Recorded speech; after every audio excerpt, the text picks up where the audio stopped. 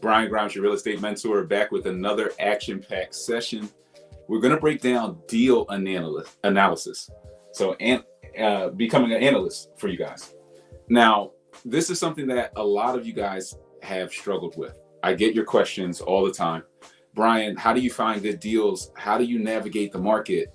How do I know what's a good deal from a bad deal? So I hear you guys. I wanted to put this together for you so that we can break down deal analysis, how to know if a deal is good. A lot of it, I would say, out of the percentage of you guys that I talk to, almost 90% of us struggle with this. Even the ones that don't know that this is their issue, this is your issue. You can't analyze a deal. You don't know what a good one is from a bad one, how to pick them out of the hat or out of the bunch, and then go after the best deals. And you can burn out if you're not finding the right deals on the market, right? You might have that feeling like there are no good deals, I can't navigate properly, and then you throw in the towel. If you're new to the channel, like, comment, subscribe. Leave the comment that says, I subscribe. For everybody who leaves that comment, I'm going to send you instant access to my free real estate training. It'll show you how to acquire properties for pennies on the dollar all across the country. You don't want to miss out on that. And let's get into this. And I have a free resource. If you stick around to the end, I'm going to give you guys access to one of my budget spreadsheets. I'll give you a quick sneak peek, but it'll break down pretty much how to put your numbers together on a full gut. Let me zoom in a little bit on like a full gut job, what that would look like, the different numbers involved in your budget, and how you have to like walk yourself through that. And this is going to help you guys to put together your numbers, because a big part of breaking down deal analysis is the rehab budget. So let's walk into this and get you guys tapped in. So first, here's what you have to think about when analyzing deals. You have to work backwards, is the philosophy. You're going to work backwards from, somebody say, yes, sir. My guy Ace Deuce say, yes, sir, I need that spreadsheet. Pedro, subscribe. We got some subscribers. Guys, keep subscribing and stay tapped into this thing. But you have to work backwards on deal analysis. So this is the number one thing we got wrong. And I have it in this order so that you're forced to work backwards like me. And this will give you what I call like that X-ray real estate vision. But the reason that we're working backwards is because everything is a derivative. Everything is a derivative of value. So who sets value? Let's talk about this from your deal analysis standpoint. Who determines value in a real estate market? Well, if you're a flipper, then the market determines value. So whatever the market will pay for that deal, that's the value of the deal. Now, if you're and what that means is like mom and pop who's buying it, or whoever's like doing an FHA loan or a conventional loan and buying that property, they're going to say, well, this house is worth $500,000 to me, and that's what it's worth. That's the value. Now, when you're dealing with the BRRRR strategy and you're doing like a buy and refinance, when you go to do that refi, the bank is going to run an appraisal. And now the appraiser determines value, and they're basing that value off of ARV, the after repair value. So they're going to do some type of an appraisal to determine that. Now, what you want to learn first is the maximum value of the property. What is the max value? And I'm not sure if my sound is breaking up. Let me come out and come back in.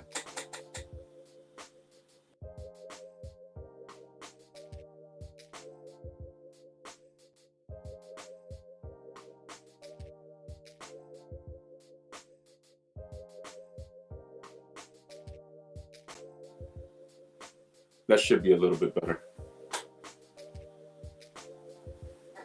You're good on sound? Okay, cool. So what I'm dealing with here from a value standpoint is I have my max value, and then I'm working backwards. So my max value is going to be my highest use value of this property, and what other properties that are comparable are selling for on the market. So if I look at this 3-bed, 1-bathroom property, and I just say, well, what is it worth? The first thing that I'm going to do is I'm going to go and look at what 3-bed, 1-baths at the same square footage are selling for on the market. That's number one, step one of deal analysis. I do not need to go further than this. I'm just going to see a property. They say, hey, the seller wants $180,000 for this deal. So I'm going to look at it and I'm going to say, well, what is this deal worth? I'm going to look at my comps. The comps say it's worth $500,000. So now I have that market knowledge. I have, it's worth $500,000. I just took a look at it. and they're asking 180. It's worth 500K. There's some spread there, right? There's $320,000 of spread.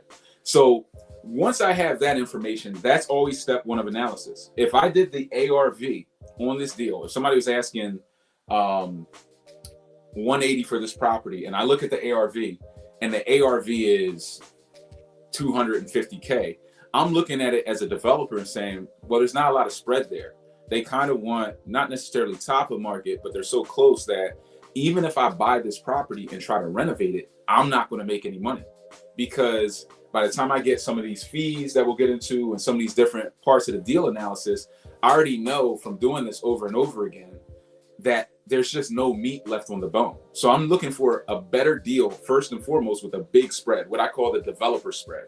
Typically, a reasonable developer spread is around $200,000. So if there's a $200,000 spread, property selling for 100K, and the after repair value, the max value is 300K, then, or 400K, I have a good spread. I can go in there, I can get some deals done. So check one. You check number one off your box.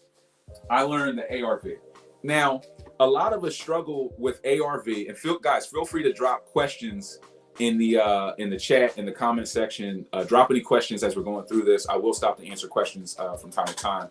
And you guys who've been around know that I'll try to get to all of your questions. Like, comment, subscribe. Leave the comment that says I subscribe. Drop more likes. Share this with somebody who's going to get value. If you're struggling with ARV, it's because you don't know how to think like an appraiser. You don't know how to run your comps yet.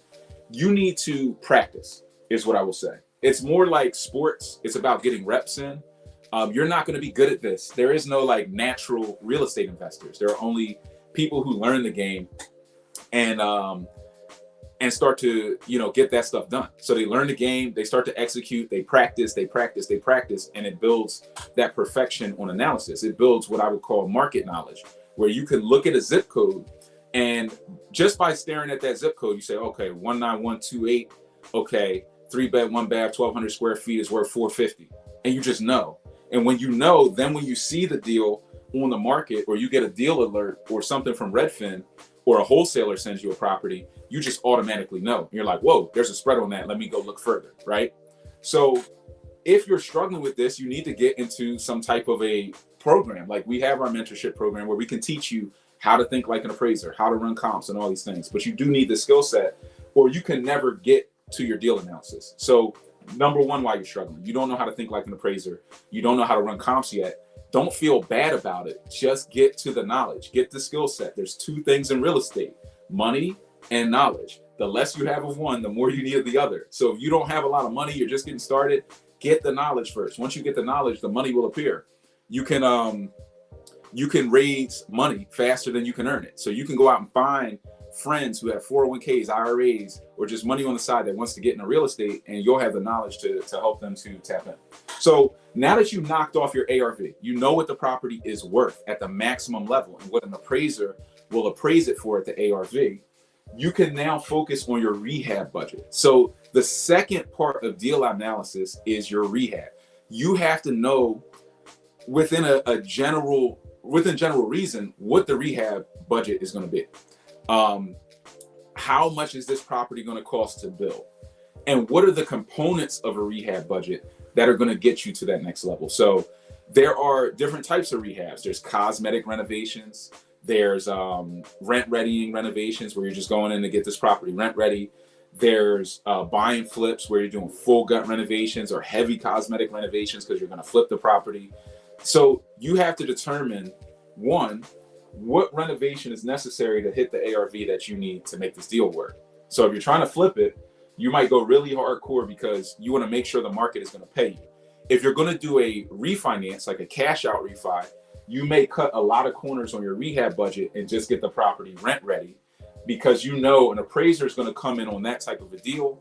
They're going to look at the general condition, and as long as it's kind of up to par with the other deals on the market that are at this max value, they're just going to give it to you. Like, they're most of the time going to give it to you. And some of the things you're thinking about in terms of the rehab and the ARV is, when I'm looking at my comps for the ARV, and it looks like we got a question like, how How do you find a comp for a property when that's the only property in a town like that? Do you check? You do your best. Like when you learn how to think like an appraiser, appraisers are dealing with the same issue that you're dealing with. So they're trying to look at the comps on the market too. So when they're looking at it, they're saying, well, this is the only one I can find. They're going to start discounting. And I have all of this in our VIP mentorship program, the 100 Keys Masterclass course content, where it shows you how an appraiser will go into a property and they'll say, well, this is the only one in the area that looks like this, that is 1,500 square feet. The other ones are 1,800 square feet. So we're going to give them a discount on this one for the square footage. But if you have a finished basement, you might get a $10,000 pop because you finished the basement. So there's a series of discounts and additions that are added into these appraisal reports as well, that you have to become more familiar with so that you understand the same problem you face in deal analysis is the same problem that the appraiser faces. So once you learn how to think like the appraiser is essentially given a sandbox to play in. So in that appraisal training, they're basically like, here's how you evaluate properties. Here's how an appraiser does deal analysis. So they have to play in that sandbox. There are certain techniques and tools that they can use to recalculate and discount and add to the value of a property to make it make sense and pass a desktop review by a national appraisal review company. So once you learn how to think at that level, you can just start to manipulate the numbers, in your favor, or do things like go into your property because the top comps have central air. You're going to add in a mini split system or some type of central AC so that your property is now up there with those comps. You're not going to run in with radiators and get the comps of the properties that have, AC. It says, do you increase the square footage or the distance of the property first? That's a good question. I would not. Distance is harder to factor in than square footage. So from an appraisal standpoint, if I'm the appraiser, what I'm going to do is I'm still going to look closer to home. And I'm going to look at properties that are larger. Let's take a multifamily, because this is where this happens a lot. Let's say I have a multifamily that's 1,900 square feet, and the other multis are 2,400 square feet. Now, is the appraiser going to go a 1.5 miles away to find another 1,900 square foot duplex? Or is he just going to comp me against the 2,400 or 2,500 square foot duplex that might have more beds and baths and be larger than mine, but it's still just a duplex, or it's a triplex. It's still a multifamily residential. They're going to use the one closer and they're going to discount you. So now when you're looking at your comps and you're looking at the triplexes on the market or the duplexes that are larger than you, you're going to discount yourself a little bit from them unless you're above them. Now, if you look at that duplex and it's got radiators or baseboard heaters, and hey, I can take mine, I'm going to tile the floor to ceiling in the bathrooms, and I'm going to put in central air in mine, and I'm going to put a little deck in the backyard. You start to bump yourself back up against them. So square footage isn't everything. I've seen some properties get a $10,000 square footage discount, and there was 500 square feet of difference between the two. So it's not everything. Bed and bath count is more important than square footage. Then square footage is more important than distance to a similar comp. Multifamily, what I've seen is it's more about bed and bath count than it even is unit count. So sometimes people will get into, well, this is a triplex, but this is a duplex. Well, if that duplex has 8 beds and 4 baths, and that triplex has 3 beds and 3 baths, the duplex could be worth more money. Because in multifamily, cash flow, the amount of beds determines how much rental income you can collect, which determines your cash flow, which in many ways determines your value. But a lot of this is, it's broken down in our VIP mentorship program. So you should definitely tap in if you want to get into the weeds on this stuff and really learn how to think at this level to protect yourself, because it's listed number 1 for a reason. It is where you have to start and what you have to get good at in order to accelerate. My bro said fire. I'm giving you guys real knowledge here. So definitely watch some of this stuff back and stay tapped into it, because it's going to accelerate you, but nothing will get you there like, the masterclass, because we go like an hour deep. We have 3 or 4 sessions on just appraisals, how to think like an appraiser, how to run comps like an like a pro, and how to invest with this style of deal analysis. And you really need to go like a mile deep into these things, because once you get it, once it clicks, like it's over. This is the difference between becoming a master investor and just being average. So back on your rehab, you're kind of looking at the pictures of the comps, the top comps, and you're trying to see what rehab budget you would need to get to that maximum level, to get to where you need to be to make a lot of money. Ace Duke said the masterclass is the truth. It's definitely going to get you guys to the next level. If you haven't tapped in, do yourself a favor and get in, before the price goes up or something crazy, because we have a lot of people tapping in. I'm getting busier and busier because you guys who are in the VIP know I spend one-on-one time with you guys. So as I'm doing that, we're getting busier and busier. I want to spend time with you guys and get you guys to this level. My boy Wesley said 100 Keys got everything in depth. Wes is from Philly. I'm getting him tapped in. We're talking about working on a deal right now. So, definitely take advantage of this stuff, while we can focus on you guys. And John Williams said, agree with Ace. He's in the course. Agree. We got him tapped in. We're working on some ground up stuff and some really nice pockets. And we got you tapped into that zoning attorney really quick. Within the first day of mentorship, we got you tapped into the zoning attorney. Got a little discount on the pricing and everything. So we gave you the good hookup, John. But get your budget together. Materials and labor is what's going to make up your budget. And you really need to tap into mentorship for this. This is something that I teach you guys in the course, how to really break out your rehab budget between materials, labor, what's the cost of labor, how much do these guys get paid, how many guys does it take to build a property, how long does each thing take, each phase, how to do a full gut, should you go full gut versus cosmetic, what are the pros and the cons. We're breaking all of this stuff down, and there's a lot of real estate theory behind this stuff, but this is almost like a separate section we'll have to do just on like rehab budgets. We may do a breakout session on it again. I have done some in the past. It may be valuable for me to walk you guys through like a video of a property and talk about how much it would cost to put it back together. That's something I've done before on these masterminds, on some of the private Zoom masterminds. And we may do another one. But once you master your rehab budget, if you don't know how to do it and you're in a mentorship program, you would do things like take a video of the property and send it to me. And then I'll review it, help you to put together a rehab budget, give you an idea of what these things cost. But if you guys want a flat number, I'm going to give you a flat number that you can essentially rely on, or a variance number. If you're doing a full gut job, it's going to fall somewhere between $90 to $100 per square foot. $90 to $100 per square foot. The bigger the property is, the larger the square footage and the more windows. Like if you get some of these big 3,500 square foot properties or 4,500 square feet, they're going to have more windows. They're bigger. And those windows add up. The roofs are bigger. You're getting closer to that $120 per square foot number. If you're dealing with a smaller property, 1,200 square feet, 1,000 square feet, you can stay closer to that $90, maybe $100 per square foot number. Those are your big numbers that you can use to back into like a rehab budget for a full gut. If it's going to be cosmetic, you can use a lower number, maybe $50 per square foot, $40 per square foot, depending on how cosmetic this thing is, right? So you can use some flat line numbers, but I like to get into the weeds. You guys who know me, I like to get all into the weeds on these things so that we can try to boil it down to, what are we dealing with in terms of analysis, and then back our way further through this process. Wes had a question: how much can you spend on a light cosmetic rehab before you consider it too expensive? That's a good question, but the answer is it's never too expensive, right? It's always a byproduct of the spread. So if they're asking 100K and the ARV is 400K, like I got this deal cheap, so I have this $300,000 spread.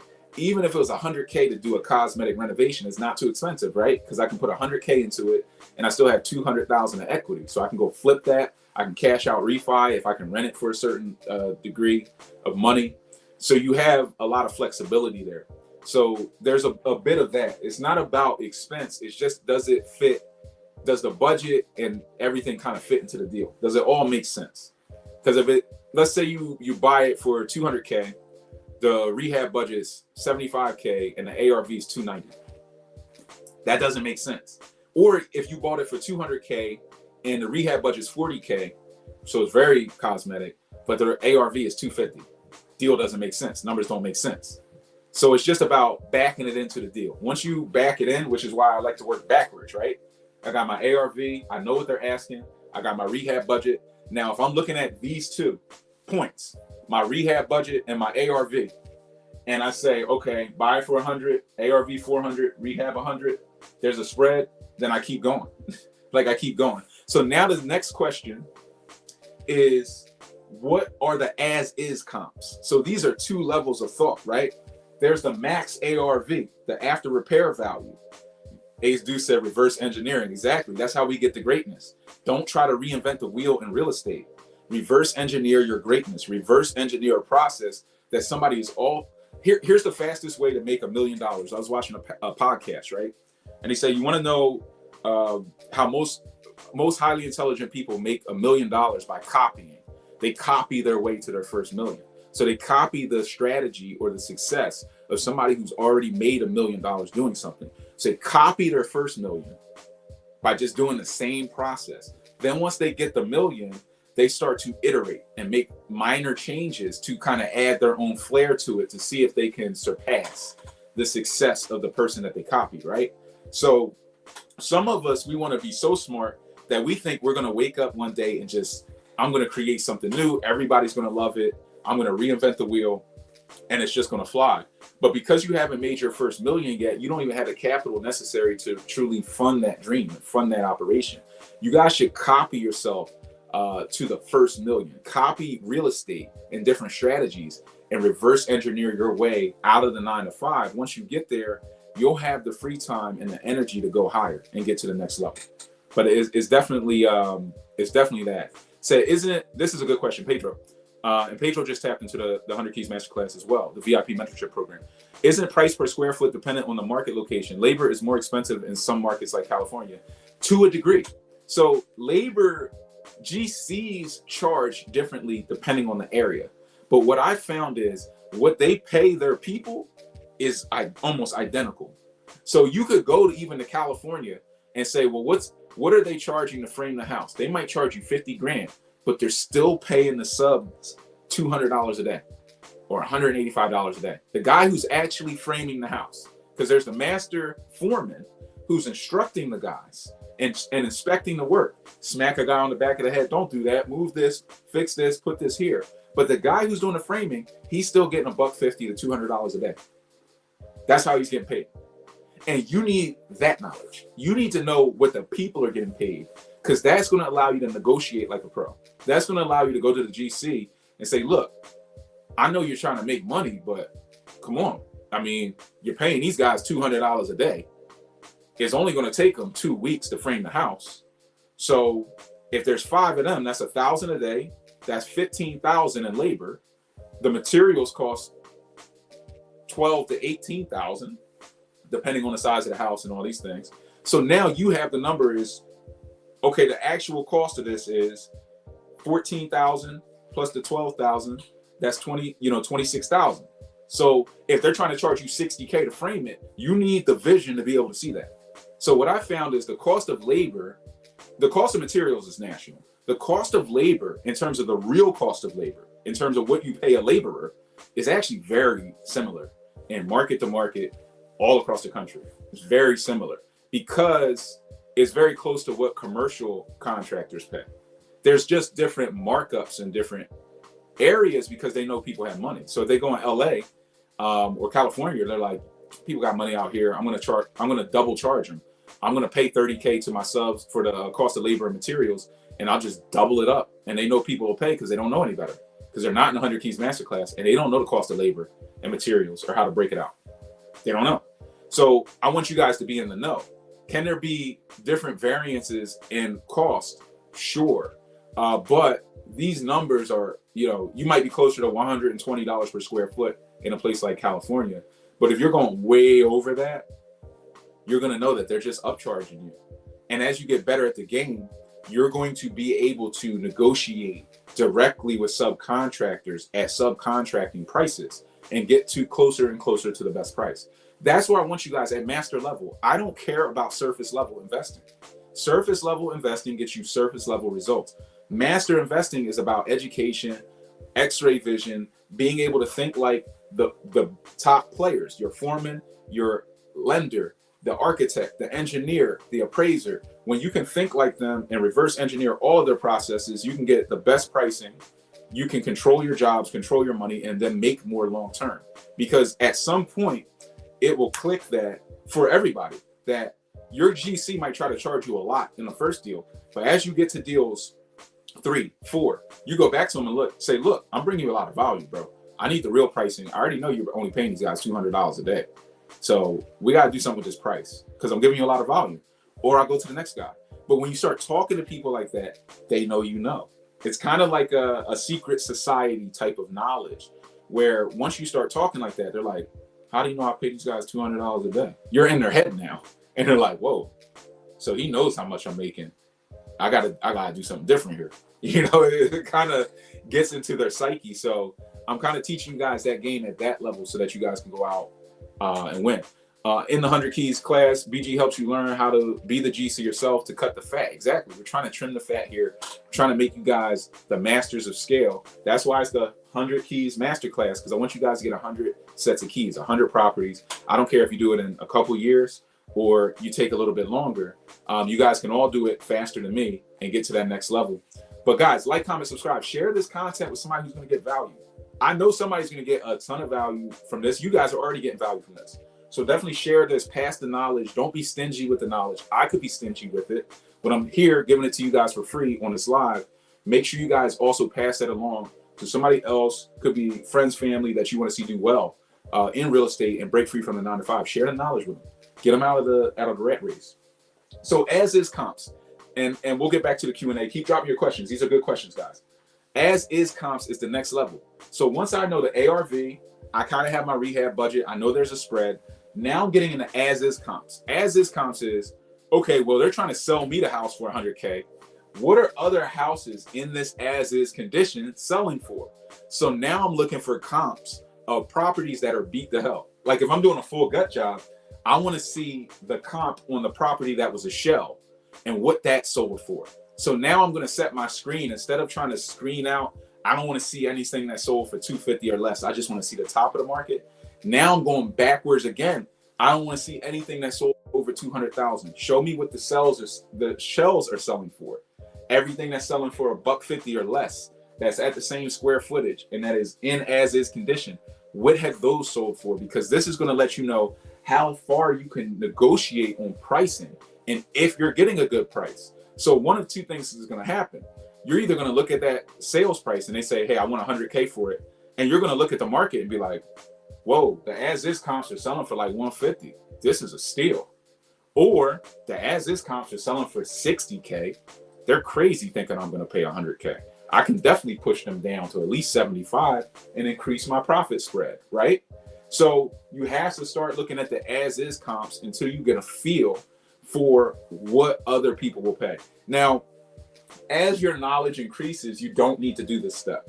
Why? Because you start to just learn based on the price and the rehab budget and the profit margin based on the ARV, what other developers will pay.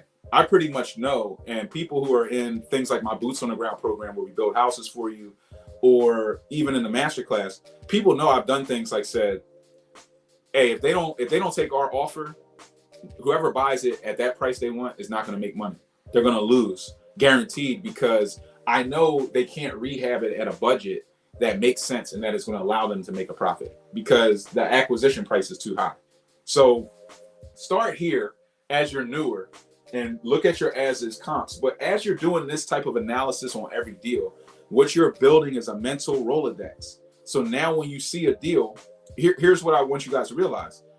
There's only so many zip codes in the market you want to invest in. There's only so many ripe zip codes that have like the profitable deals, the fringe markets. And we'll talk about fringe markets when I kind of wrap up some of this stuff.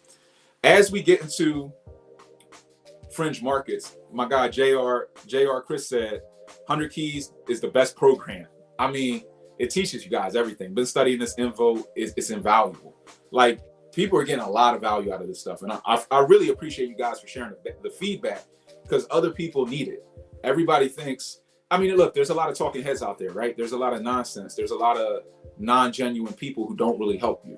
And unfortunately, that taints everybody. So people need to hear your feedback from the people that are in the program on the value that you're getting out of it. And it helps other people to make a decision to jump and allow that net to appear. because it's scary. You're stuck in a 9 to 5. You're just getting by. It's scary to take a leap of faith into real estate at times, but you have to get to the next level. We all have to. I appreciate you, JR, for dropping that comment onto people. So you want to look at this stuff as is comps, get your spreads tight, and we'll talk, more about different ways to think about value and find these deals. But as you build this mental Rolodex, you're into your zip codes, which is where I was. You're going to start to learn the ARVs for the zip codes. So you're going to start to know, not think, not investigate and confirm, just know, a knowingness. Just like when you roll out of the bed, you don't look at the floor before you put your feet down, right? When you wake up in the morning, you just wake up before you even open your eyes. Sometimes you can just roll out of bed, put your feet right on the floor because you know it's there. You will know the comp is $250,000 for a 3-bed, 1-bath, 1,200 square feet in this zip code because you've seen it multiple times from doing your analysis. So if you just did deal analysis, woke up every day and spent 15 minutes a day for a month doing deal analysis, you would know the value of every property that passed in front of you, just like that. And when you have that level of speed, that's how you become an expert investor, because you're faster now at deal analysis than the competition. You only have to be 1% faster than the competition or more efficient to get the deal. It's just like Usain Bolt. He only has to be 100th of a second faster than the next runner to win gold. You don't have to be exponentially better than all other investors. You just need to be 1% better. This will make you 50% better. But even if you just start putting in a minimum 10, 15 minutes a day for a month, you'll quickly become 5-10% better. And as you keep going, you'll get better and better. So keep putting in this work. But we're through multiple steps of deal analysis. So you guys should have no questions in terms of what you need to do to analyze a deal so far. Next, we have cash flows. Cash flows are your rents, your debt service coverage ratio, your DSCR. So debt service coverage ratio means I have $1,500 a month coming in rent and $1,000 a month in mortgage interest, taxes, insurance, some of those outflow expenses. So that's $500 a month in cash flow, but it's a 1.5 DSCR, debt service coverage ratio, 1,500 divided by 1,000, 1.5 DSCR. This is what lenders are looking at when they lend, like what we call like an asset-based lender, when they're just going to lend you money because the deal cash flows. They're not necessarily underwriting you as an individual. They're looking at the DSCR. And then when we think of cash flows, we also think of use. I'm always thinking of this in terms of my analysis. So I am using some of the websites that we've talked about to look up the rents. I am thinking about what the DSCR is for the lenders. But then I'm looking at the use. I'm always thinking about the use, highest and most valuable use. So highest value use. And what that means is this property is a single family, but can I convert it into a multi and change the use from single to multi-family? Then what happens to the cash flow? And then what happens to the ARV and the rehab budget and the as-is comps? Is there a bigger spread in doing this? Can I turn this into a co-living property where I rent it out by the bedroom or by the master suite? And then what happens to the cash flow? And do the rehab budget even stay the same, or does it get worse? And does the ARV improve? Does my DSCR improve? So I'm starting to look at cash flows and the highest and most valuable use of this property, because that's going to show me if I have an investor's edge or if I'm thinking outside of the box on this deal. Because if you're evaluating this deal as a single family, and I know from research that I can go in and change the use to multifamily and get more cash flow, I can offer a higher purchase price on this deal than you. I can outbid you by $5,000 and still make way more money than you because you don't know what you're doing yet. You don't know how to do the use. So this is all part of your analysis as well, and in your cash flow and your use analysis. So this is the fourth thing you would think about. You don't need to get caught up in cash flow and use before you've done ARV, rehab budget, and as-is comps. It's a waste of time. So this is also designed to keep you guys efficient so you can do more analysis in a day. So you have to do more analysis per day to get smarter and faster. So now we check that off. The last one is the fees. So the closing costs, the interest, and the friction. So how are you financing these deals? Are you using hard money? Are you using a HELOC, a home equity line of credit? Are you buying cash? Are you partnered up? Is this being purchased through a self-directed IRA? What are the fees involved in this transaction? Depending on where you're at in the country, there's going to be different types of closing costs. Could be 1%, 2%. Some cities or municipalities as high as 4% transfer taxes. And then are you doing multiple transfers? Are you buying it and then flipping it? Because then you're paying transfer taxes on the purchase and on the sale. If you're buying and refinancing, I'm just paying transfer taxes on the purchase, but when I refi, I'm not selling it, I'm keeping it. So there's no more transfer taxes. So what are your closing costs? What type of interest rate are you paying? That's kind of a focus on your hard money costs. And the closing costs within that hard money are the origination fees. They're typically charging you 3% of the loan amount upfront in a charge. So on a $100,000 loan, they're charging you $3,000 in origination fees, then mortgage interest, doc prep fees, junk fees, wire fees, and you need to have a general sense of how much this costs for you, so that you can factor it into your overall analysis, so you know how much money you need to bring to the table to get this deal financed and execute on that rehab budget, so you can hit your ARV. So after you get through all of these, you start to get into that friction and how you're going to finance it and that type of analysis, so that you can factor in the costs. Now, sometimes these costs can run over. A deal can take longer to build than you anticipated. The lenders could charge a little bit more because you thought one lender would fund it and then another lender, they declined you and another lender took it. So now you're shifting around. But I've seen a lot of people lose money because they don't factor in fees at all. So they're just looking at, oh, this level of analysis, it's going to make some cash flow. I got it at a good price. I think I can rehab it here. I don't really know. I'm kind of okay on my ARVs, but maybe not.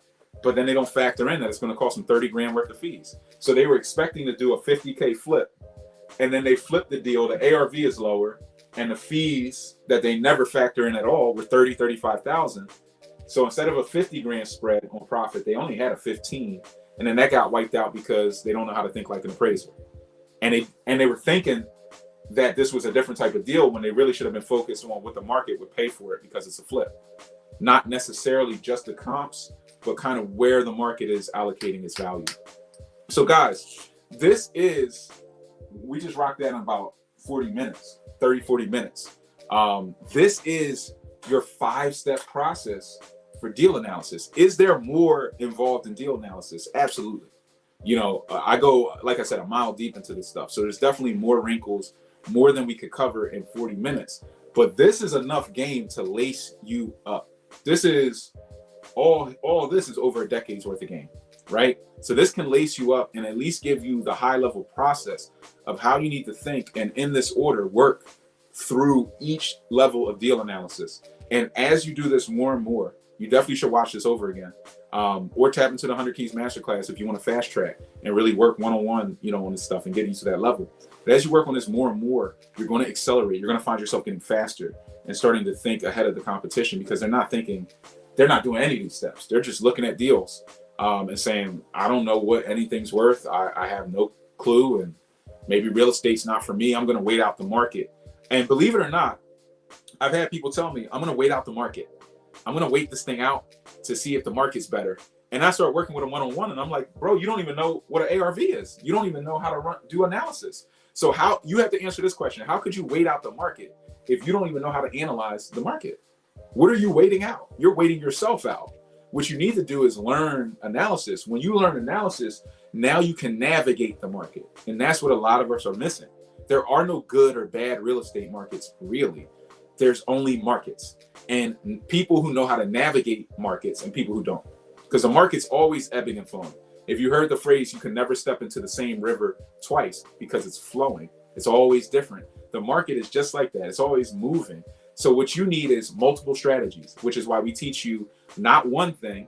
I'm not the Airbnb guy. I'm not the just buy and hold guy or buy and flip guy or tax lien guy. We're teaching you all of it, creative financing, all of it, so that you guys have the skill set to be master investors and go out and navigate these markets. One thing I can tell you about this market is it's a difficult market to navigate. You need more skills, more tools at your fingertips to go out and make money, which is why you really need something like the 100 Keys Masterclass that teaches you all of the skill sets. And then you can choose which skill set you're going to focus on right now, depending on the market that you're in.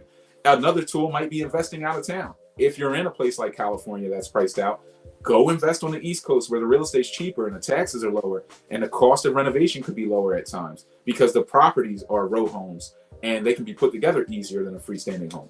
So there's a lot to think about with this stuff. Ace Deuce said big facts. The market is always flowing. You have to have the skill set. So you can't wait out the market. That's not a solution. You have to become a master investor and have multiple skill sets so that you can navigate the market. Once you start navigating the market, now you're an independent, free-thinking investor who can make money regardless of the market. And that's what this is about. That's what this whole training program, this whole VIP one-on-one mentorship program is about. That's what this live is about. That's what all of these lives and all of these videos and all of this content is about. This is about making you guys master investors, not about being one-dimensional. Because when you're one-dimensional, if you want to be one-dimensional, go tap into the guy who says, hey, if you got a bedroom, you should Airbnb it. Go tap into the creative financing talking heads. Go tap into the buy and flip talking heads, and go tap into the buy and hold talking heads. And be one-dimensional. And then when the market changes, you'll be out. And then you have to get a new course or some new program or some new nonsense. But if you want to become your own independent thinking investor, this is where you should be, because we're going to teach you all of it and show you how to get to the top of the market. My guy said the market is popping. Well, Laura said it. Market is popping. New Jersey is definitely popping. I mean, I sold a house last year in New Jersey. Thought it was at the top of the market. Thing went up another 100K, and I ain't mad at it because I made a nice return on it. But these markets are going crazy. Guys, keep dropping your questions, comments, and we're gonna flow straight into Q&A. Sometimes the Q&A can get really heated up, so make sure you guys stick around, because sometimes the questions bring out, really interesting commentary. How do you know when a deal might be bad for a buy and hold, but good for a flip, and vice versa? So this is a great question. A bad buy and hold, like, I'm always going to look at a deal in multiple ways, which is as a buy and hold in as is condition, however it's set up now, then changing the use. Can I reconfigure the use of it to make it a good buy and hold? And then I'm going to look at it as a buy and flip. And typically a bad buy and hold is just not going to have good cash flow. There is a wrinkle that I will put in that, which is when you're dealing with cash flow, if you could buy a property today, I tell people the thing you want to think about is, would you not water a seed because it hasn't grown into a flower yet? Would you not water a seed and spend that time watering it because it hasn't grown into a flower yet? And for a lot of us, the answer is no, I wouldn't waste time watering a seed, because that's a waste of time, because we live in an immediate gratification area, right? Or era where everything's at your fingertips. There's Instagram, there's all this instant access. But for real estate, how you have to look at it is it's a seed. So if you could buy a rental property right now and it could make you $200 a month, do you realize that that's just a seed of cash flow? That over the course of time, because you can put that on a 30-year fixed mortgage, your rent can keep going up with inflation. And if you held it for 8 years, your cash flow will go up to $500-600 a month on the same property. Now, if you bought 10 properties that were only cash flowing $200 a month, even in your market right now, and they all grew to $600-700 a month in cash flow because you kept maintaining and watering that portfolio, do you understand the value of that long term? So many of us haven't held properties for 5-10 years, so we never get to see that or even think about it. But I'm telling you guys, this stuff is real. So there are some properties that don't make a lot of cash flow today, that if you hold on to them and you really knock it out of the park, you're going to build massive income, massive wealth, even on low cash flow. But if the property won't cash flow at all, it's a flip. And some of these deals, you also have to look at the time it takes to develop that cash flow is opportunity cost. So if you have to hold on a property for 10 years to get $50,000 in cash flow out of it, where you're getting, let's say, $400 a month, 12 months, that's $5,000 a year in cash flow, roughly. And you got to hold on to it for 10 years to get 50,000, or you could flip it in 4 months and get 50K, and then take that money and reinvest and reinvest and reinvest. You have to look at the value of speed as well. So you just find a deal. If it ain't going to cash flow, then maybe it's a flip. If it's not a flip, maybe you can get some cash flow. If you can't get either, then it's a dud. You scratch it off the list and you move on to the next. Your job as a developer and why we're going through all this deal analysis is because we want to find low-hanging fruit. We want to find the cheapest deals on the market, the lowest hanging fruit that's going to make us the most profit.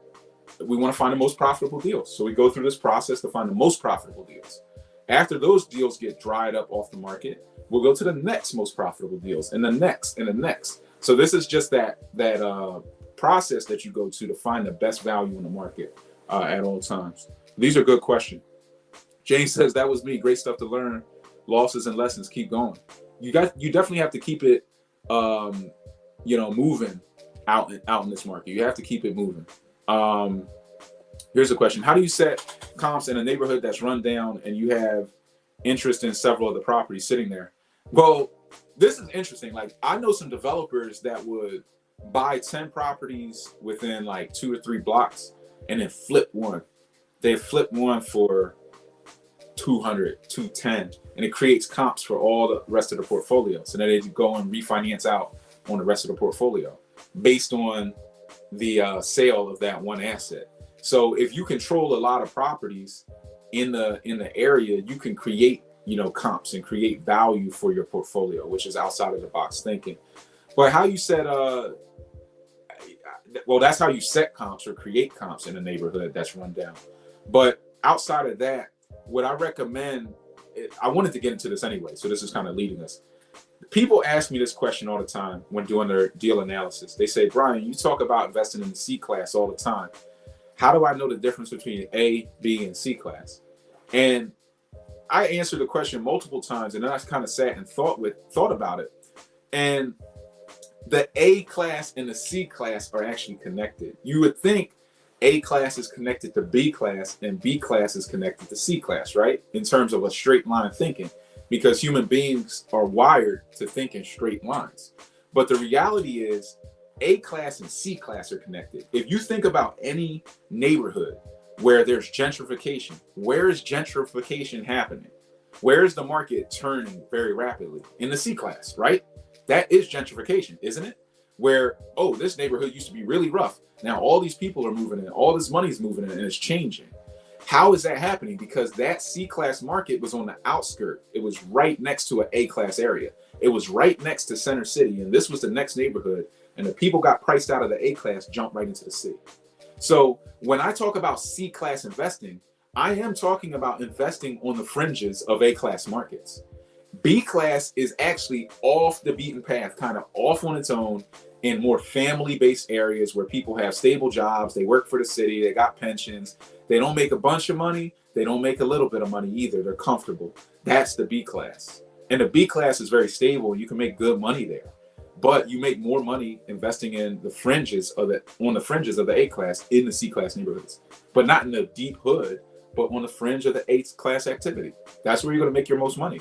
That's where you can buy a property today, and 5 to 6 years from now, that property doubles or triples in value. That's how you're going to become a multi-millionaire, is by buying a bunch of $50,000 or $100,000 properties, and then they double. Then now they're worth $250, $225, and you got 10 of them. That's $1 million of equity. That's how it happens, right? So that's important to know for your market research. In terms of philosophy, a lot of this real estate investing is heavily philosophy based. And that's why I want you guys to be free thinkers with this stuff. Don't get caught up in what the news is telling you and the media is telling you. They're fear baiting you. They're trying to get clicks. This is the truth. You can navigate these markets. You can make money. And even if for some of you who think you're losing, it's because you're short-sighted. You think, oh, I lost 20K on this deal. It didn't pan out perfectly.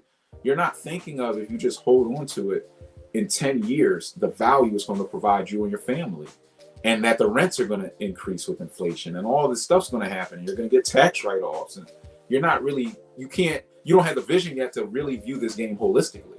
If you could see what I could see, there are no losses. Sitting on the sidelines and not taking action is the loss. Thinking you have more time. Oh, I'll just wait this one out. But you're not getting better. You don't know what you're doing yet. How could you wait? You need to be a master investor to wait. The only person who could tell me they're waiting out a market is somebody who knows so much about the market. They're a freaking analyst. They can wait out the market. And I'll say, all right, I still think they're wrong, but I'll say, okay, that's fine. But if you don't even know the game yet, how could you wait? You don't have the knowledge to wait yet. That's just buying into fear. That's just paralysis through analysis. That's just not having found the right mentor or the right program yet. So, I tell you guys this because I talk to you guys. I talk to, hundreds of people every month who are on the fringe of getting started in real estate or just succumbing to their fears and staying stuck in the 9 to 5. And it almost pains me when people are so stuck in their own disbelief that they can do this, that they just stay stuck in a 9 to 5. Because I know, there ain't no way out for them. They're just going to be stuck because they can't get over that fear, or the wife doesn't believe in them, or the husband doesn't believe in them. I tell people that if your wife says, no, I don't believe in your dream, are you going to quit? Or are you going to do it anyway? Are you going to make it happen anyway? You gotta go all in on you. The first thing to invest in real estate is you. Is your knowledge. That's the first thing to invest in. Then you invest in the real estate. The first thing to invest in is you. When you tap into mentorship, you're not investing in a mentor, you're investing in yourself. I already know real estate. You're not investing in my real estate now, you're investing in yourself. So I just want you guys to tap in and really, give yourself a chance at this. Be patient with yourself. Stop being so hard on yourself and give yourself some time, give yourself some grace to break free from the 9 to 5. If this was easy, everybody would do it. Nobody said it would be easy. It's not supposed to be, but it is effective. And if you stick with it, you can turn a loss in real estate into a win. I promise you. How do I know? I've lost over $1 million in real estate. I've lost over $1 million in real estate.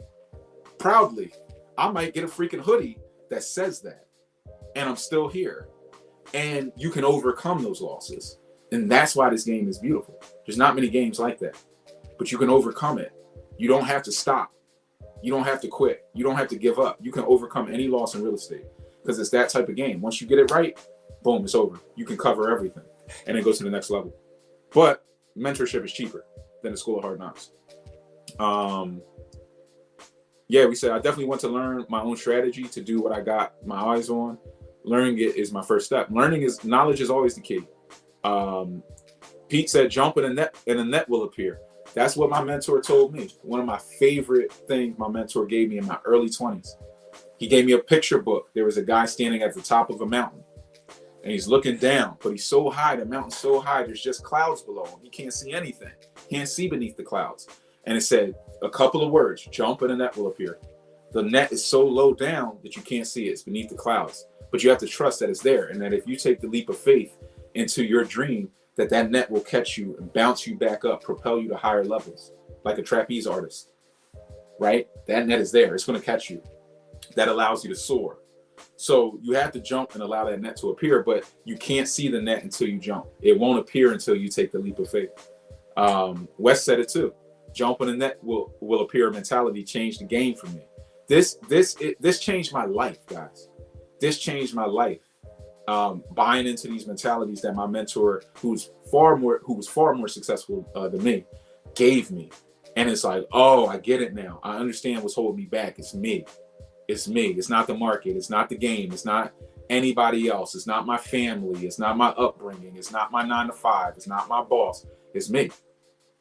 When I quit my job, my last job I worked, I told my boss, it's not you, it's me. I walked in the office thinking it was them. By the time I got there and sat down, I said, it's not them. It's time for me to go. I'm ready to bet on me. And I'm very serious about this. I'm so serious. I was more afraid of being stuck in a 9 to 5 than I was filing bankruptcy and failing in real estate. I'm more afraid of being stuck in a 9 to 5 than bankruptcy. Because even the wealthiest people, they file bankruptcy all the time. They don't care. It's just a game. They get in debt, good debt that yields cash flow. If it flops, they'll file bankruptcy, wait it out 5 years, do some cash transactions and figure out a different game and then come back. They don't care. That's how they play the game. America was built on debt. We're in the largest amount of debt of any country on the planet. America was built on debt, good debt, and some bad debt. But you got to learn the debt game if you want to get ahead. If you're building ground up, is there a way to control and manage the cost of building design? Definitely. I mean, architects can play around with that a lot. And that's something you want to talk with the architects about, is how can we redesign this build to be the most cost effective. My brother is a commercial granite installer, and we were just talking about this. There's a specific phrase for it. It slips my mind. I'll have to ask him again, but it's there is a way where they're designing things with the cost perspective in mind. You want to talk to them about it. There's absolutely ways to do it. There's different types of materials and different designs, and digging out a basement versus building on a concrete slab. There's so many things to think about when you're designing these properties in terms of costs. So you definitely want to be cost conscious, but you want to add value. You want to do these types of deals in areas where there's just a lot of value. You can make your money. Cynthia, and I think Cynthia or John, your son, tapped into the holiday special we ran. So welcome to the mentorship program. Great information. How do you successfully manage multiple properties in different states with buy and holds as a landlord? Virtual assistants. I'm not going to hold you. Virtual assistants, right? I'm just one guy. All of you who are here, we're all individuals, right?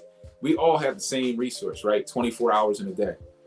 Some of us got kids and other, I got 2 little guys. We have different things pulling at us all day. I have a bunch of mentees and people with questions. I'm getting back to you guys all day, but we all have the same resource. So how does it all get done? You need a team. You're only as strong as your team. You need leverage. That's another thing the 100 Keys Masterclass is about. And for you guys who are in the program, I'm not shy about talking about that. I have leverage. I have people.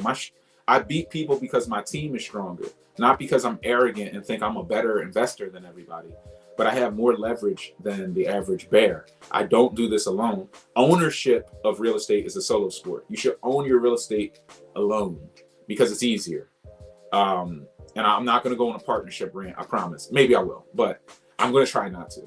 But outside of that, it's a solo sport. But building houses is a team sport. I had one guy, an architect, he said, you're the LeBron James of Philly real estate, because he's like, you're connecting everybody. Everybody knows you're moving and shaking. You're connecting all these people together, and everybody's making money because you're connecting them. I'm not selfish with real estate. I like connecting people. I like seeing other people make money and win. And that's why I'm building you guys. I want you guys out in your communities, creating opportunity for other people. It's not about just you making money in real estate. In order for you to make money in real estate, you're going to have to create jobs that circulate millions of dollars for other people, contractors, architects, engineers, city planners, people working at the city, at some of the municipal offices. You're going to create revenue for the economy. You're going to be a small business owner, and that is an important part of the mission that keeps giving. It gives value to everybody. And when you become a part of giving value, you become necessary to the ecosystem. So how you successfully manage is through more leverage, more systems, more resources, and more people who can take weight off of your shoulders. Don't try to do it alone. First, you tap into property management, and then you scale up into virtual assistants. And I could go on a longer rant about that, but that is the play. First, you leverage property managers in these multiple cities. And then as you scale up to a level where that property management fee is like $4 or $5 grand a month, then you just can hire a virtual assistant for $600-700 a month. And they can manage what a property management company can do better than them because they're only focused on your deals. Property managers managing a bunch of projects. So you scale up and then you get to that next level. So that's a good question. Swan said it begins with mindset. Absolutely true, Brian, right on. It's all about the mindset. This game, they say sports is 90% mental. Well, real estate is more, right? Because you ain't shooting a rock, running up a field, or doing anything. So it's like 100% mental, which means this is the beauty of real estate. If it's 100% mental, that means you can hire virtual assistants and give them mental work. You can compartmentalize the mental work and give it to virtual assistants, and they can free your mind to work on your business, not in your business. And that's a major hack. That's a major kick. Ace Deuce said, keep talking. So I'm gonna keep talking. Keep asking your questions. We're banging up on an hour. Guys, if you haven't liked, commented, or subscribed, you definitely need to do that. Like, drop a comment, subscribe, leave a comment that says I subscribe so I can send you that free training. Share this with friends, family, somebody you want to do well. Stop holding back information. Don't be selfish. Some of you guys are skeptical too. I don't know if Brian's the real deal. Tap into a mastermind call. If you get on a call with me one-on-one and say, I don't know if Brian really can help me, you haven't watched. Why do you think I put out all this free content so you can consume it? I'm not the guy, you guys who know me know, I'm not the guy, I'm not trying to push somebody into mentorship or my program. Go get beat over the head by somebody else's program. Go get in the group course if you want to. When you're ready for the truth, you'll come back. I'll still be here. But tap in, to the knowledge, educate yourself. It's all here for you to, build up your systems. If you want to try to do it yourself, I hope you got a lot of money to lose, but go try to figure it out in the School of Hard Knocks. If you want to shortcut it, tap into the mentorship, we'll get you guys to the next level. But definitely like this, get it out to more people and kind of pass it forward to the next person. Okay, let me get into, I think we had another question that I wanted to tap in. Can you tell us, April said, can you tell us about Baltimore? Baltimore's it's a good city, right? There's a lot of cash flow. There's a lot of cash flow in Baltimore. There's people buying properties for 40, 50 grand and it'll rent for, $13.50 a month. And you could spit shine it, rent it out, C-class neighborhoods. Baltimore is block to block, more than what a lot of us have ever seen. It can be very block to block. It could be a very, very rough neighborhoods. Some neighborhoods, I just say you just can't invest in. But you could go 5, 10 blocks in the other direction, and it's like essentially an oasis in comparison. So you need to find the right pockets, the right zip codes, the right areas that resonate with you that you can invest in, where there's activity coming in. But Baltimore is a really good city to buy in. It's a sister city, so it's right next to DC. People get priced out of DC. They're going to start looking at Baltimore. You will get a lot of value long-term out of Baltimore. A lot of developers and investors are looking at that as a market, just like they look at places like the next question, which was Detroit.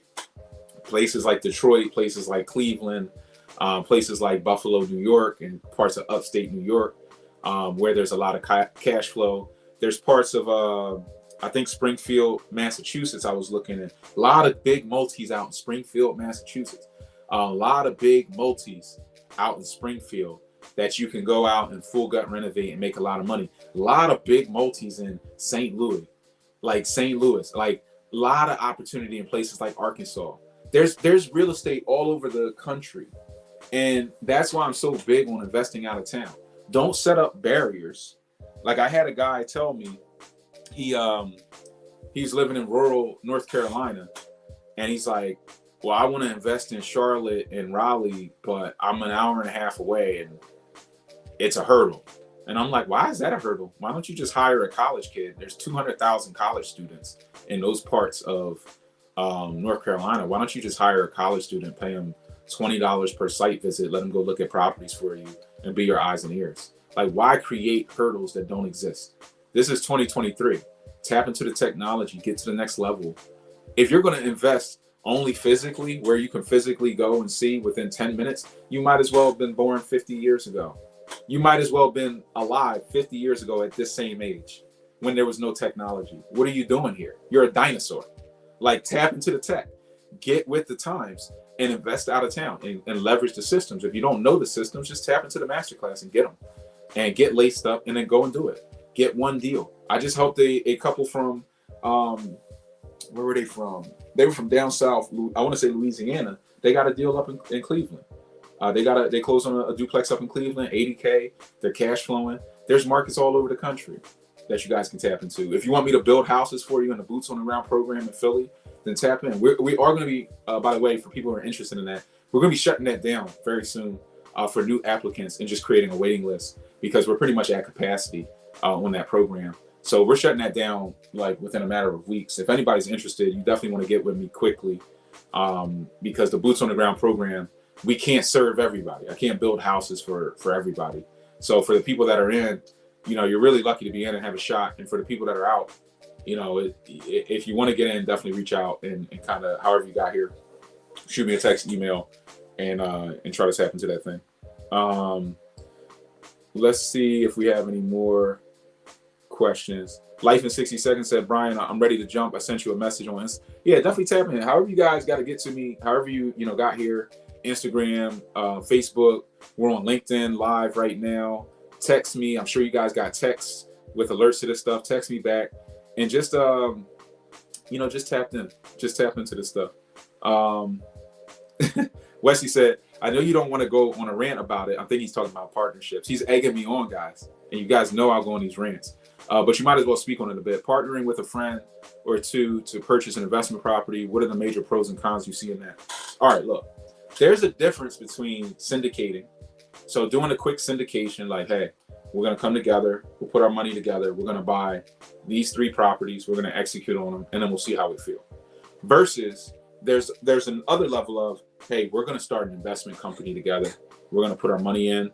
We're going to try to grow this into an empire together. And that's a different level. The second one is a way different level, because as you're growing, it almost becomes a marriage. Like, you really don't know somebody until one of 2 things happen. Either you fail. You think you would learn somebody in failure, but you really learn who somebody is in success. Think about like how they'll say like a celebrity, like they destroy themselves because they get famous and then they get money and they become a monster. All their vices come out. Well, this happens in business partnerships when there's success. Greed comes out. Usually one partner will wake up one day and decide all of the success is because of them. And this always happens, by the way. There's a guy, Alex Hermosi, who speaks about this. He did 8 partnerships with friends and they all failed. And then he's like, partnerships suck. Like, it took me 8 failed partnerships to realize that they suck, because this happens every time.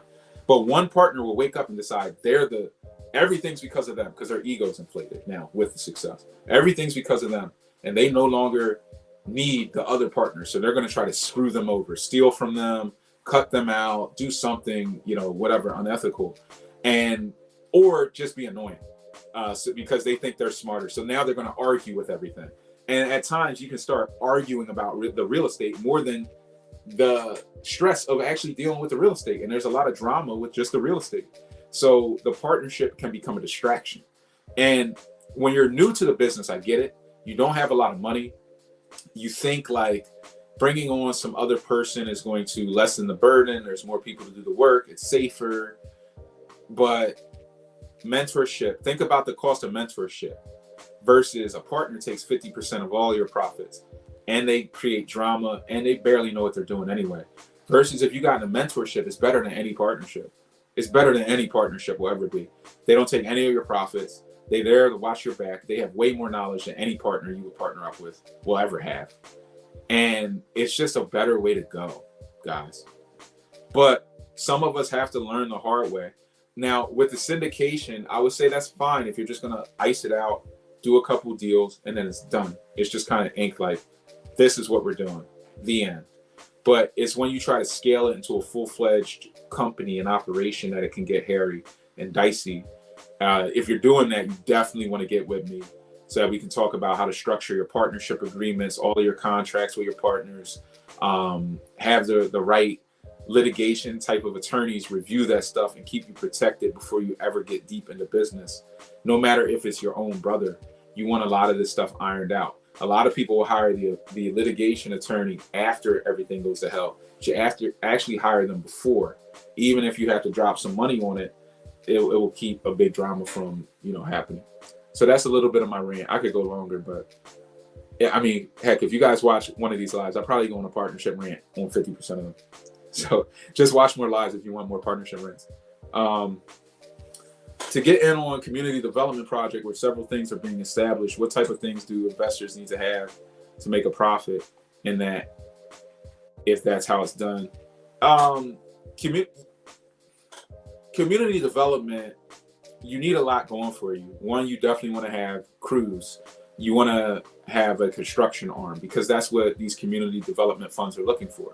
There's land banks almost everywhere, and there's government money out there. I'm actually working on getting tapped into a New York program where they give you like essentially government grant money to build houses in affordable in low income neighborhoods that need affordable housing.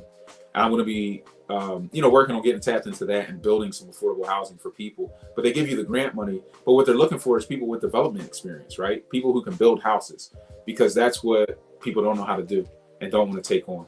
So I would say you still want to start small. And you guys have heard this probably from a YouTube short, but I say it all the time. The easiest way to get big in real estate is to start small. Start on a small deal, a little single family shell, a little single family cosmetic, and then work your way up.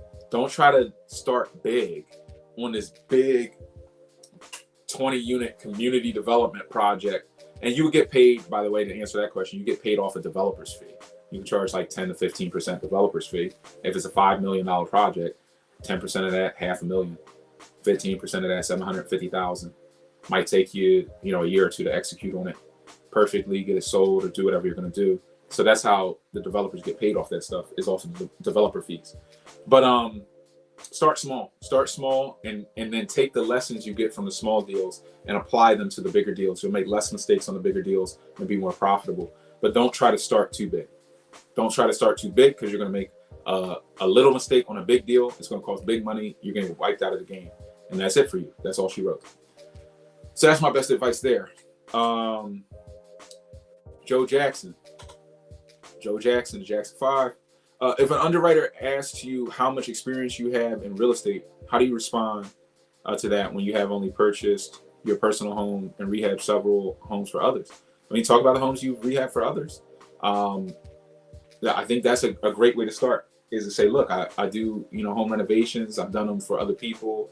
If you have pictures or footage of that, like, the good thing about how I operate is, because I have inspectors and content, I got videos of rehabs of all of my projects. I could send an underwriter 150 rehab videos from start to finish of a project, and just say, oh, you want to see my work? Here you go. Put on your 3D glasses and you can watch it. And having that tracking, of a project really helps. I also have a track record with national lenders. I can say, well, call so-and-so and ask them, or read this news article. I mean, you'll see who's building Philly, so I can do different things like that. But if you're just getting started, one, you don't need to oversell yourself. I mean, if you're just getting started, there are lenders who work with new people. It's part of the reason they will ask you this is because the deal that you're trying to do is too aggressive. So what they're saying is, you're trying to do a pretty big deal, bro. Which is part of your next question. See, I got to it before you even asked it. But what they're saying to you is, you're trying to do a big deal, and we haven't seen you start small yet, so that we can trust that you can get big. This is another reason why you have to start small to get big faster. This is what I'm telling you guys. So if you had done a small deal, a 2-unit, a duplex, you would have a better track record, and the lender would be more confident, and they would have executed on your big deal. So you're still trying to go big from day one. You're still trying to go big, and you're skipping the small step, and it's slowing you down. So you're not going faster than a guy who would just take 3 months to execute on a small cosmetic renovation. And then when they ask you the question, you say, I've done this, this, this, this. And they're not going to look at the unit size. They're just going to say, well, he's done some deals. He's got experience. He's got a good deal. The numbers make sense. And it'll just check their box. But this is what I'm talking about, because I know how the lenders think. Lenders lend money to people who look like they don't need it, or to people who look like they have superior knowledge and can deploy that capital. They will give you the money. So you want to start smaller. A lot of us get caught up in the unit size. I want 16 units. You could go do 16 single family deals and it will cash flow more than a 16 unit building. I run the numbers, so I know. It'll cash flow more than a 16 unit building if you did 16 single family deals in the same market. And you could do them easier. You make more money and you'll have more exit opportunities. You can do 16 units, but don't think units equates to more cash flow. What do I mean by that at another level? Well, let's say you got a 16 unit building, everything's a 1 bed, 1 bath. I got a 10 unit building, everything's a 3 bed, 1 bath. My 10 unit building's worth more than yours. So I got more beds. I'm kicking out more cash flow to you. How do I get more beds? I got less kitchens, less living rooms, less dead space that doesn't create cash flow. A lot of us are unit happy, and we think units are going to make us rich because it's a lot to brag about. Oh, I got this big building. Don't worry about that. Start small. You'll get bigger faster. And when you get there, you won't make a mistake. Because on a 16 unit building, you make any mistakes on pretty much $1 million deal, you're going to get wiped out of the game with a lender who's then going to file, something against you or something. It can get hairy. So you just want to start small. You'll make the underwriters more comfortable starting small. So, but that's your issue. I get trust me, I get what you're saying, but that's the issue. The issue is they haven't seen enough small deals yet in track record. So just start smaller. I know it can be a good deal, but guess what? There's not going to be a shortage of 16 buildings for you to get your hands on. You'll be able to get those big deals. In fact, better deals will come to you. When one door closes, another opens, and it's usually a bigger and better door. So don't worry about it. Just get to what they're telling you is we want to see this. So show it to them. Go execute on some smaller deals, and then come back with that execution, and they're going to roll out the red carpet. So you'll get to where you want to be faster by just taking the feedback. It's kind of like you go on a job interview. You don't get the job, but they give you good feedback. You can take that feedback and prep, and then nail the next interview, get the job. Because you're taking the feedback, and now you're giving the market what it wants. That's what you have to do with the lending market. Just give it what it wants. Execute small, fastest way to scale up. You said not 50 years ago. Is that ancient?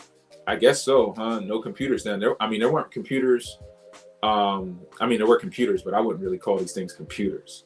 When I was young, when I was in grade school, to a degree. And I'm not that old. I'm not 50 years old. I'm not even 40 years old. So, if you go back 50 years ago, that's in terms of technology, that's super ancient. That's like super ancient. There wasn't even like a Nintendo. There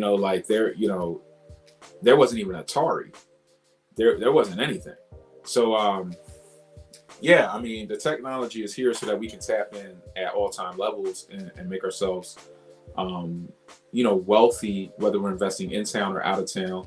Stop trying to do everything ourselves, because we're just individual people. We get our attention pulled. We need breaks. We can burn out. So what you want to do is build leverage and build teams and people and systems so that you don't burn out, so that you don't run into burnout. And if you don't run into burnout, you will, be successful. But, this is what allows an investor to go on vacation, spend time with their friends and family, and really have some lifestyle and run an operation, because they have a team and support. So you want to always build your portfolio, if you're doing buy and hold, with supporting your team in mind, supporting a couple virtual assistants. It only takes one or two to really take that monkey off your back in that sense. Let's see if we have any other questions. Guys, like, comment, subscribe. Leave a comment that says I subscribe. Drop a question if you guys have any questions. I know we dropped a lot of value tonight, so you're definitely going to want to watch this thing back. It looks like we're bumping up. We're bumping up against almost 10 o'clock. So look, I appreciate you guys for tapping in. It looks like you're out of questions, and I always tell you guys, you'll run out of questions before I run out of answers. Tap into the mentorship program. Click the links in the description, links in bio. Reach out if you're interested in talking one-on-one. We'll connect with you, me and my team, and talk to you about how to get started in this thing. Brian Grimes, your real estate mentor, signing off. You guys enjoy the night. I'll see you next week.